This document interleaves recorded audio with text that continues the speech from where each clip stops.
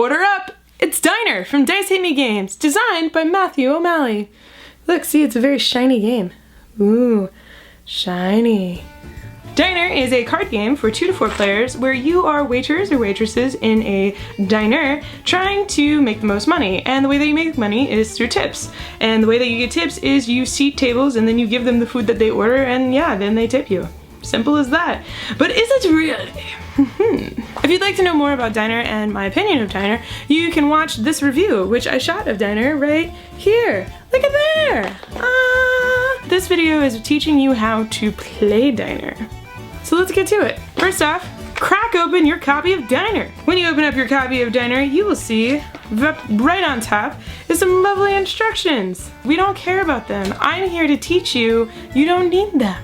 Next, you're gonna see these nice little red chips. There should be 5 of them, right? You're gonna go ahead and give 1 to every player and then an extra 1 to whoever is sitting to the left of the dealer. If you have less than 4 players, you'll have extra chips left over, which is fine. Just go ahead and put those back in the box. You're not gonna use them this game. Next, take out the deck of cards. These cards are dual-sided, meaning one side, we don't know if it's the front or back, who knows. One side has the food, this represents the tables that you're trying to see, and it says what foods they want, and then it has like the number value, what they're gonna tip you if you give them the food that they need. The other side shows plates of food, so this is the eggs that like this table wants or something like that. So yeah, go ahead and take out your deck of cards, and then shuffle it. And if it's a new copy of the game, shuffle it really well. Okay, next step, go ahead and deal 3 cards face down to everybody at the table. So I guess in this case, face down means that they should be laying on the table with this side facing up, and then when they pick up the hands, these are the cards, these are the sides they're seeing. So like if you were looking at me and I was holding a hand, it would look like this. Next, take the remaining deck and divide it into 3 more or less equal piles. This doesn't need to be rocket science. And you're gonna put those 3 piles plate side up in a row in the center of your table where every player can reach them. Then you're going to take the top card of every one of those piles and take it and flip it down below the pile so it's table side up. This will represent the tables that are waiting to be seated at the hostess station. The 3 smaller decks of plate cards will represent the food that the cook has prepared and is waiting to be grabbed and taken to tables. Blue plates, whenever they come up from the chef's area, are super important because blue plates are wilds. All the other plates represent the food that they show. Burger, eggs, salad, steak. Blue plates are wilds, meaning that they can be used for any other card. These are kind of rare and people usually go after them, so just keep an eye out for blue plates. Alright, are you set up? You ready to play? Let's do this! This game is a real-time game, meaning that there aren't any turns. So I don't go and then you go and then you go and then you go. No, we all go at once, which means that chaos will probably happen. But in Diner, the chaos is restricted somewhat. Whenever you want to do something in Diner, you have to spend one of the little red action tokens and pass it to the player on your left, declaring whatever action it is you're doing and then passing the token. If you don't have any tokens in front of you, you can't take an action. You have 4 possible actions that you can do whenever you have a token. You always want to pass the token, declare the action, and then do the action. One of the most important actions that you can do on your turn is you can take food. You pick up plates from the cook who's like prepared plates that nobody's ordered, but you pick them up anyway because you will use them at your tables. I'm getting rambly. Whenever you want to do a take a plate action, all you do is you just say what plate you're going to take, this is very important, and then pass the red token. So for this, I would say burger, and then pass the token, and then take the burger card. Me yelling out burger guarantees that everybody knows that I got dibs on the burger first. My burger.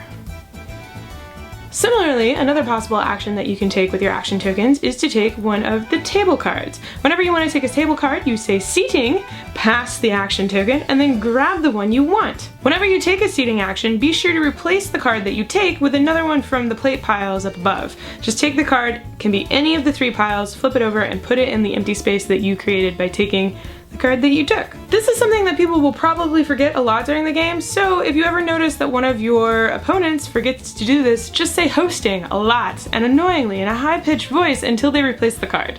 Whenever you take a table card, you don't put it into your hand. You leave it on the table and you just put it in front of you. That represents you've taken those customers and you've sat them in your section of the restaurant. Now it's up to you to give them the food that they want. If you do give them the food that they want, which in this case would be steak, salad, and an egg, you get the tip amount at the end of the game. If you don't give them the food they want by the end of the game, they tell the manager and he deducts that tip amount from your pay. So, yeah. The way that you give customers food that they want is the third possible action that you can do with your action tokens. You yell order up, declare the order that you are delivering to the customers, and then discard the required plate cards from your hand into the discard pile, and then that represents you taking care of that table. For example, if I wanted to order up our delightful table of eggs, salads, and steak, I would say order up, egg, salad, steak. Discard those 3 plates to the discard pile, and then I have successfully given this table their food so I can move it to my scored pile. And at the end of the game, I'll be guaranteed $5 tip. Oh yeah.